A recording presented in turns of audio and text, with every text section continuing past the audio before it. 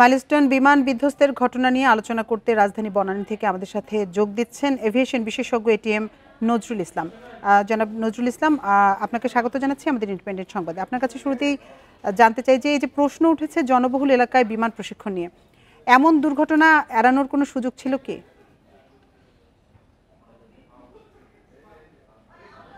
আসসালামু আলাইকুম।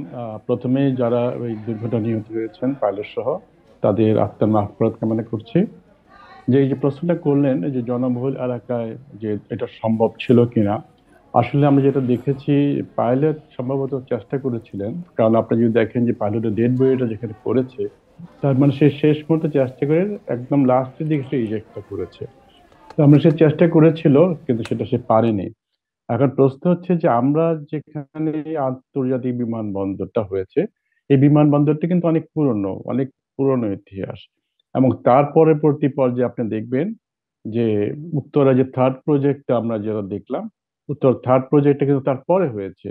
এই যে ঘনবসতি এলাকাটা এটা হয়ে গেল একটি ইন্টারন্যাশনাল এয়ারপোর্টের। আমরা যে টেক অফ এবং ল্যান্ডিং এর যে জায়গাটা থাকে অ্যাপ্রোচ পাথগুলো, সেই জায়গাটা কি ধরনের স্থাপনা থাকবে, কি ধরনের থাকবে না, সেখানে স্কুল বা এরকম অ্যাসেম্বলি থাকা যায় কি যায় না, এটা কিন্তু আমরা চিন্তা করি নাই। এই যে রাজনৈতিক সিদ্ধান্ত করে এখানে থার্ড প্রজেক্ট করে এই তোরা আবাসিক এলাকা তৈরি করে দেওয়া হলো, এই যে ঘনবসতি এলাকা পূর্ণ করা হলো একটা ইন্টারন্যাশনাল এয়ারপোর্টকে, আমাদের চিন্তা চেতনা থাকা উচিত ছিল যে এয়ারপোর্ট থেকে হয় সরিয়ে ফেলবো, আর তা নাহলে এয়ারপোর্টের উপযোগী করে এলাকাটাকে রাখবো, কিন্তু আমি সেটা রাখি নাই। আপনি জানেন যে ইতিমধ্যে 3-4টা জায়গায় ঠিক করা হয়েছিল এটা এয়ারপোর্ট সরানোর জন্য, যেমন আপনি ভালুকায়, একবার আরিয়াল খায়, একবার পদ্মার পাড়ে, কিন্তু কোনোটাই শেষ পর্যন্ত টেকে নাই। তার মানে আমরা এখানে এয়ারপোর্ট রাখছি, অথচ আপনি থার্ড ফেজে উত্তরে আপনার প্রজেক্টটা নেওয়ার সময় আমরা এই এলাকাগুলোকে ছেড়ে দিলাম, এবং এইগুলো ইচ্ছা মতো ভাবে বিল্ডিং হলো, স্কুল হলো, কলেজ হলো, কিন্তু আমরা কখনোই ভাবি নাই যে এই ধরনের একটা ঘটনা ঘটতে পারে। আপনি জানেন যে দিল্লিতে একটা ঘটনা ঘটছে, কিন্তু 787 লেটেস্ট মডেল এয়ারক্রাফট, আপনি জানেন যে 1984-এ ঠিক একই কাছাকাছি জায়গায় আরেকটি এয়ারক্রাফট, বাংলাদেশি একটা দুর্ঘটনা ঘটেছিল।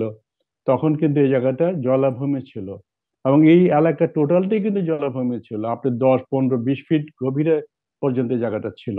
কিন্তু এই জায়গাগুলো আমরা ঘনবসতি এলাকায় তৈরি করলাম, কিন্তু কখনোই ভাবি নাই যে একটা এয়ারপোর্টে এই ধরনের দুর্ঘটনা ঘটতে পারে।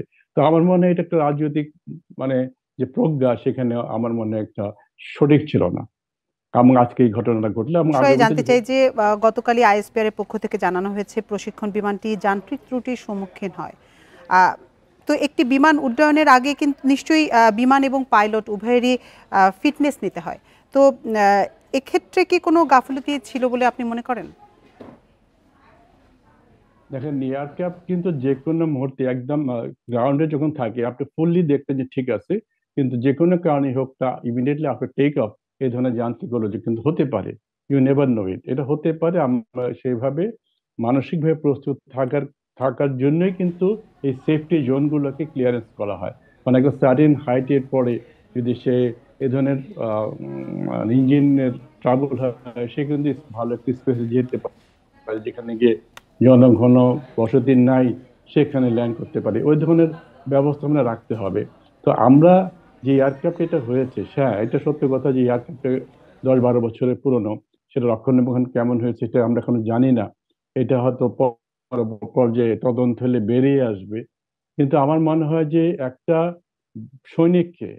সৈনিককে যখন আপনি একটা অস্ত্র দিবেন, সেই অস্ত্রটা কেমন সেটা কিন্তু সৈনিক দেখে না, সে দেখে যে আমাকে যুদ্ধে যেতে হবে, যুদ্ধের প্রস্তুতি নিতে হবে, আমি I will go and fly.